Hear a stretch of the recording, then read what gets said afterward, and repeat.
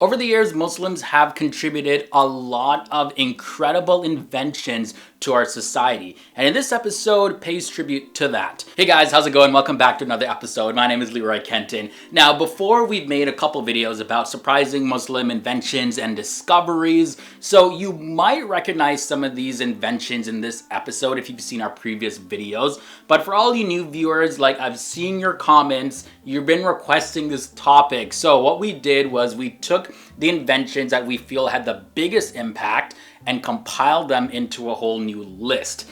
Almost impossible to rank a video like this because I swear all of these literally changed the world in drastic ways. But either way, let's just jump into this video. Make sure you watch it till the end because a lot of these inventions, they're mind-blowing. So starting off with number 10, we have the invention of universities.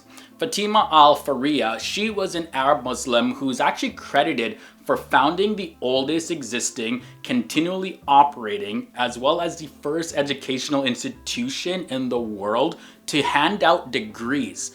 Now, this is the University of Al-Quranian located in Fez, Morocco. So, how did this all start anyways? Well, when Fatima al-Fariya's father passed away, he left some money behind for her and her sister. So she used that inheritance to set up this new university. It started off originally as a mosque, and then over time it turned out to become a place of education. Now, there are a lot of different subjects that were taught, including things like chemistry, medicine, algebra, grammar, astrology, and a whole lot of other stuff. Even music as well was included. And there's a library that was founded at the university, and it has more than 4,000 different manuscripts, 9th century Quran, as well as the earliest collection of hadiths, which, by the way, are the records of the traditions and sayings of the Prophet Muhammad, are there as well. So not only did that invention have a big impact in the Muslim world, but it also had a huge impact in the world in general. Number 9, we have windmills. Now, the windmill was invented in 634 for a Persian caliph. Initially though, electricity wasn't made from these windmills. However, what they were used for was to grind corn and draw water for irrigation.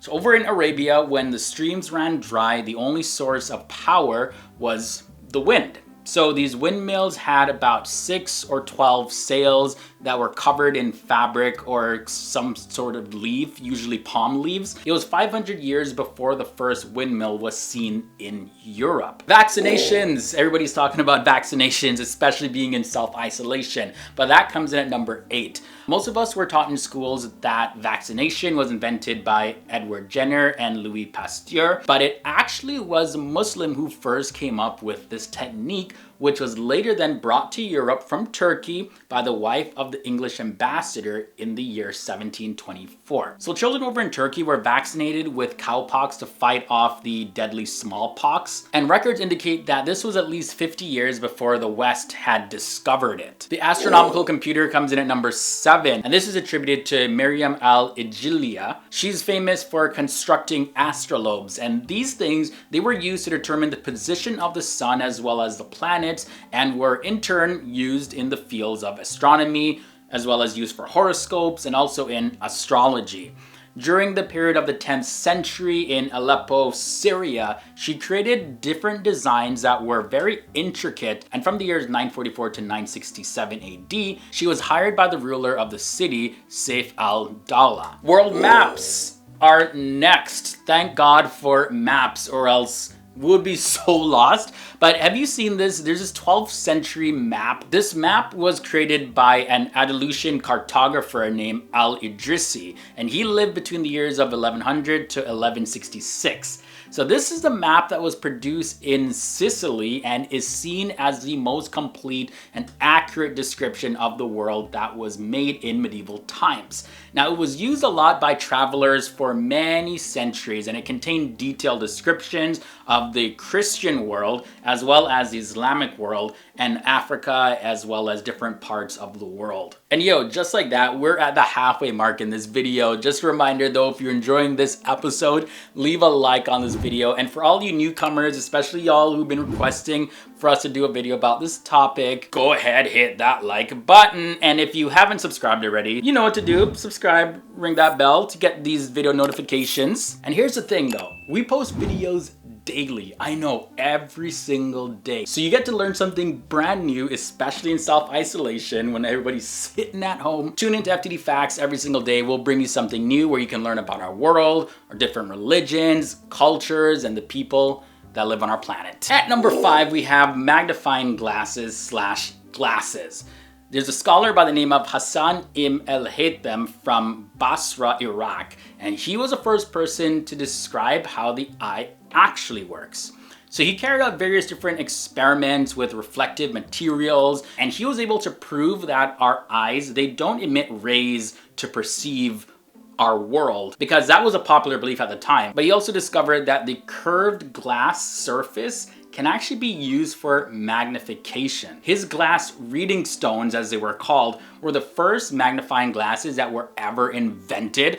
And it was from these that the modern day glasses were later developed, and of course magnifying glasses as well. And then of course that led to contact lenses, which I'm wearing right now. But it all started from that one invention. Number 4, clocks. What would we do without these things? There's a man by the name of Al-Jazari from Turkey, and he was a very religious Muslim, and he was a very skilled engineer who actually created the concept of automatic machines.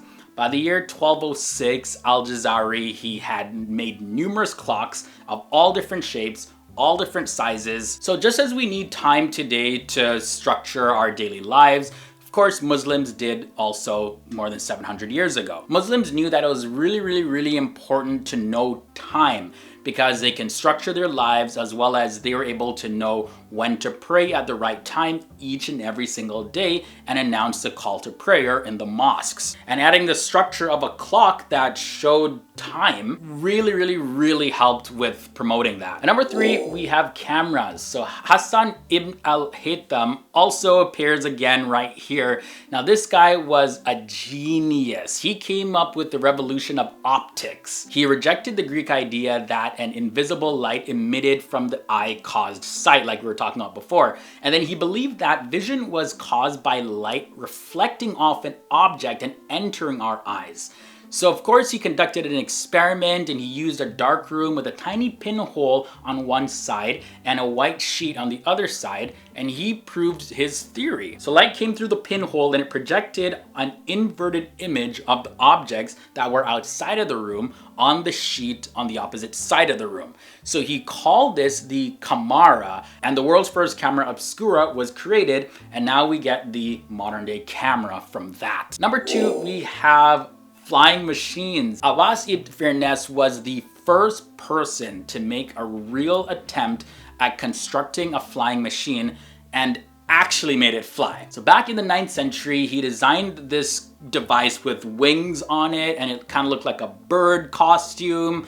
So he conducted a trial run over in Spain, and then he was able to fly upwards for a little bit before he fell all the way down to the ground. He ended up breaking his back though, which was very unfortunate. But in any case, his designs would be an inspiration for all future flying vehicles that came after that. And now, you know, it's just a regular part of our life now. We just hop on an airplane and we go. And then finally at number 1, hospitals. Oh my God, these things are so important. But the first modern hospital with nurses and a training center was over in Cairo in Egypt. The hospital is known as the Ahmed ibn Tulun Hospital, and it was established in the year 872. All patients there received free healthcare, which was a Muslim tradition that was institutionalized with the advent of the hospital. So this model would later serve as the template for all future hospitals all around the world. Too bad though, not everybody does have access to free healthcare. Hopefully that becomes a reality, especially during times of outbreaks and pandemics when people really need it. All right guys, so that was a brief look at 10 biggest Muslim inventions. Hope you guys enjoyed this one. Be sure to leave your thoughts and comments down below, join in on the conversation. And before I head out of here, just a reminder, my social media links are below in the video description section so you can follow me. And also I'll leave you with a recommended episode. It's gonna be at the end screen of this video. So check it out, you learned something new, and I can't wait to see you guys tomorrow in another episode.